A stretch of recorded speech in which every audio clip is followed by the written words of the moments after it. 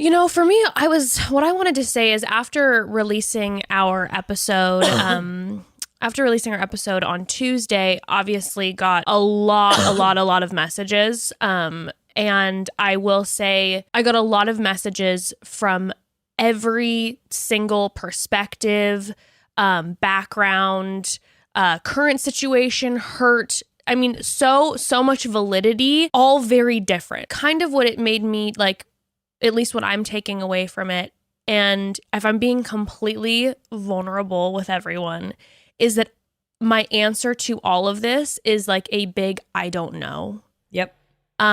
Because there are so many pieces of it. There's like, on one hand, there's this piece of all the work that Taylor has done. There is the piece that it is in the past. There's not this comparison where we're talking about, for instance, like a white man, aka Chris Harrison, who 2 weeks ago was saying this shit. So now what is he going to do? Now the accountability that he's being held to versus Taylor as a Black biracial woman, these past tweets, right? And now 7 to 10 years later, done all this work. So there's that piece, right? But then on the other hand, I've been receiving lots of messages from people saying, yeah, but a lot of the tweets that were that came out were anti-Semitic. They were there was a lot of Asian directed hate, and that's not something that Taylor has talked about in her anti-racism work.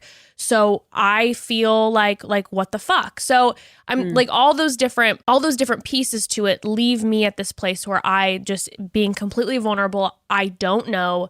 I think there's this pressure, and it's not a bad pressure, but I think there is this pressure when you and I speak up about things often, that I know for myself, sometimes I feel like I need to have a direct answer, like an immediate answer for everybody. And I think I tried to, but I also, now hearing again all different perspectives, I'm like, I don't know. I also don't think it's my place to be the decision maker to say this needs to be what this accountability looks like. This needs to happen, because I am but one tiny piece of one of the persons that was affected by this. There is such a bigger grand scheme that's going on. I think that's where, at least for right now, I leave it. And that, again, this is not to dismiss anyone's intense pain. I'm saying this in a way to try to amplify the fact that it's like everyone needs to be seen in this, because it was so horrific. But I think I was listening to Rachel Lindsay and Van Lathan on Higher Learning, and something that Rachel Lindsay said stuck out to me. And she was just saying that her biggest desire in this is that Taylor takes the opportunity to really explain in detail the background of where these tweets came from and how she got to where she's at now. And that needs to be a continuous conversation that is discussed on a regular basis, especially if the anti-racism work continues. So I thought that was an interesting perspective. Other than that, like I said, I mean, I have this desire to want to say, hey, this, because you see all these things that are so wrong, here is a resolution. I don't know. I really don't know. So... yeah, I don't think there is a resolution, because, I mean, not that there can't be a resolution. That's not what I mean. I think it's just like, it's like when anybody gets hurt, you know? It's like if you hurt a friend and you just go like, well, here, I said the thing, like that obviously doesn't make it better. It takes time to rebuild trust, and it takes time to heal wounds, you know? Yeah. I think that what you're saying is 100% true. And I don't think there is any kind of black and white truth. Like, I don't think that I think that there are many different, I think there can be many coexisting truths at the same time. You know what I mean? Like, I think that there may be different people's perspectives in the way they see this situation that are equally valid and like equally true, you know, in their own way. And so much of just life is up to interpretation and like what is right or wrong, or how we approach situations, or how we go about making things right or healing is completely up to each person's interpretation, which is going to change depending on what your perspective of the world is. And so how she moves forward may, you know, sit right with you and may not sit right with me, or vice versa, or whatever. And I think that that's all valid, you know?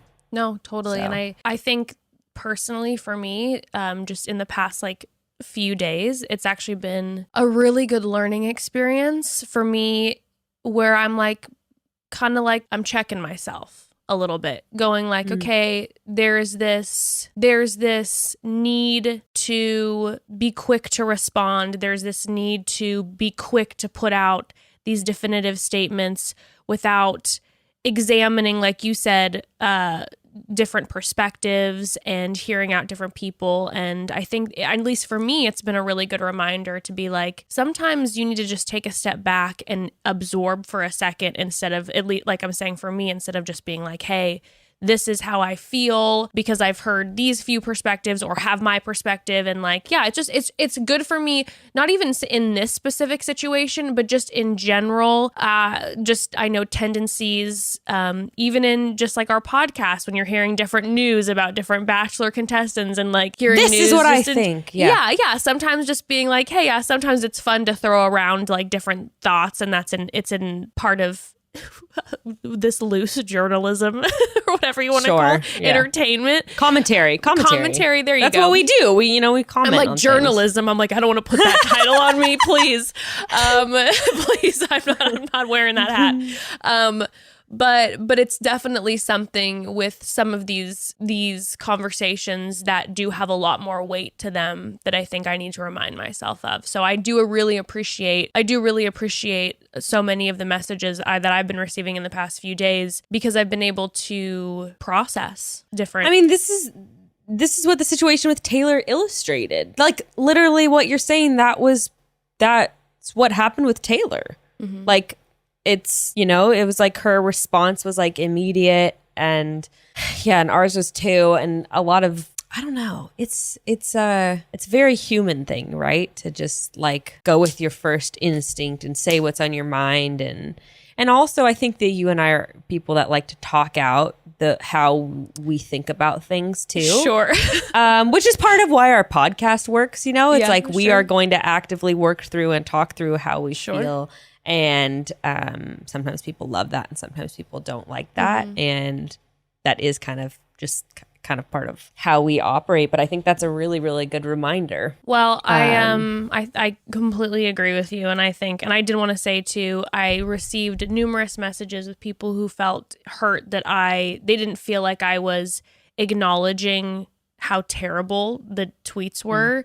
And I just want to say, first of all, that was then a miscommunication on the episode. If you listen to it, I personally was really distraught. And so I think sometimes when I am really upset by something, I tend to be like, okay, well, let's also think about this, because I'm getting a little bit in a panicky mode to try to like calm my brain. Right, because you don't want to say anxiety attack.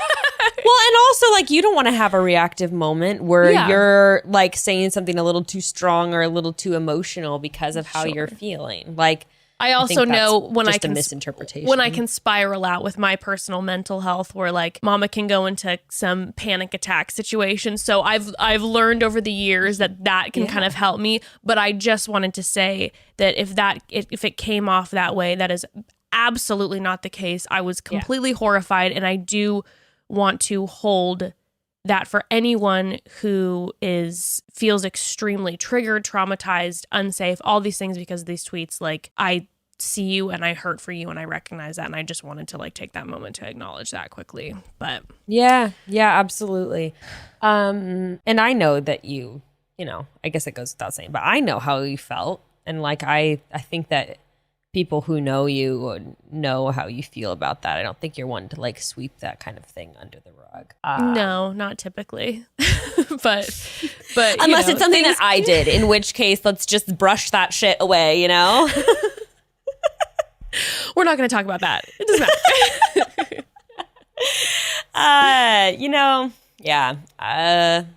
But it's not really fun. It's not really fun stuff to talk about, and it's not really a very fun situation. I don't know. But I just do not know. We can move on with that, though. Same, and like I said, I don't know. I'm open to hearing out different perspectives and all that, but I think it's just one of those situations where we're going to move forward and see what happens, and Yeah.